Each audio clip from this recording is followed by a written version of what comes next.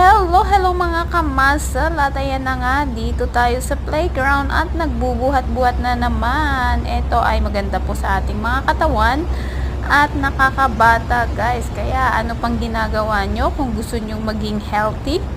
Yan, mag-exercise, mag-unat-unat na po tayo.